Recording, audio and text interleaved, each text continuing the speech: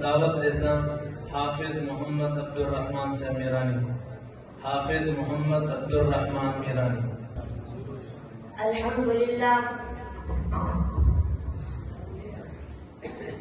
الحمد لله وحده والصلاة والسلام على من لا نبي بعده.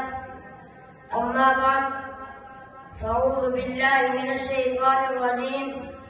بسم الله الرحمن الرحيم.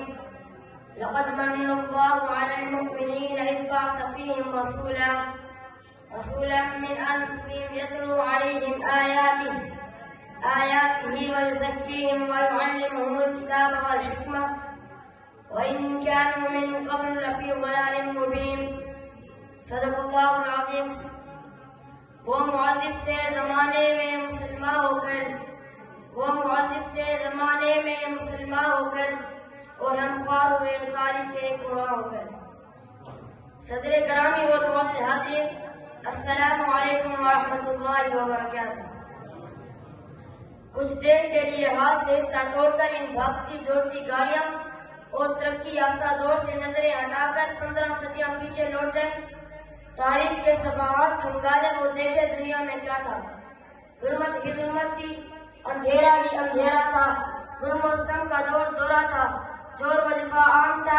شراب نوشی اور زناکاری معیوب نہ تھی. چوری اور ڈاکہ زنی پر قتل کیا جاتا تھا. انسان کے خون کا پیاسا تھا. بچوں کو زندہ درگور کیا جاتا تھا. عورت حیوانوں کی زندگی بسر کرنے پر مجبور تھی. بوڑھوں اور ضعیفوں کو کوئی پریشانی حال نہ تھا. جس کی لاٹھی اس کی بھینس کا قانون تھا. قبائلی لڑائیاں سارا سال تک جاری رہتی تھی. انتقام در انتقام کا سلسلہ چلتا رہتا تھا. افراتفری تھی، اضطراب تھا، بے چینی تھی، بدی کا راستہ اور بے حیائی کا غلبہ تھا. انسانیت کا ٹمٹماتا ہوا چراغ مجھے کو تھا کہ وہ رب جو فضا میں بہار پیدا کرتا ہے، وہ رب جو ظلمت شبے کے بعد نور خیر پیدا کرتا ہے، وہ رب جو کہ سارے میں دل بلاتے انسانوں بل بلاتے حیوانوں اور درختے کیڑے مکوڑوں پر رحم کرتے ہوئے بارش برساتا ہے. اسی رب کو جو میرا آپ کا اور ہر شے کا رب ہے، اسے اشرف المخلوقات کی حیوانوں سے بدتر رحم آ گیا اور اس نے کائنات کے مقدس ترین انسان کو رحمت للعالمین بنا کر بھیج دیا اور اپنے پیغمبر صلی اللہ علیہ وسلم کو قرآن انسانیت کا دستور دیا، ہدایت کا منشور دیا، راہ زندگی کا نور دیا. قرآن کی انقلابی تعلیمات نے انقلاب برپا کر دیا اور ایسا انقلاب کہ دنیا اس کی مثال لانے سے کافی ہے.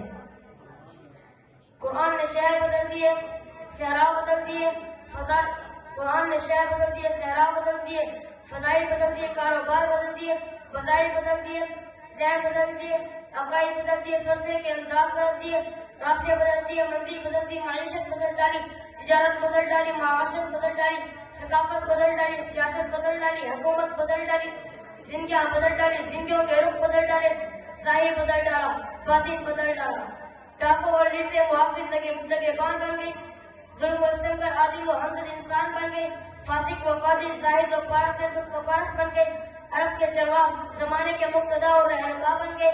جو ذرہ تھا وہ گہر بن گیا، لوہا تھا فارس بن گیا، قطرہ تھا دریا بن گیا، مدعو تھا داعی بن گیا، جاہل تھا عالم بن گیا، بد تھا نیک بن گیا، ابو بکر تھا صدیق بن گیا، عمر تھا فاروق بن گیا، عثمان تھا ذوالنورین بن گیا، علی تھا حیدر کرار بن گیا، معاویہ تھا کاتب وحی بن گیا، بلال تھا مسجد نبی کا مؤذن بن گیا، حمزہ تھا عبداللہ بن گیا، خالد تھا سیف اللہ بن گیا، ابو عبیدہ بن جراح تھا امیر الامت بن گیا.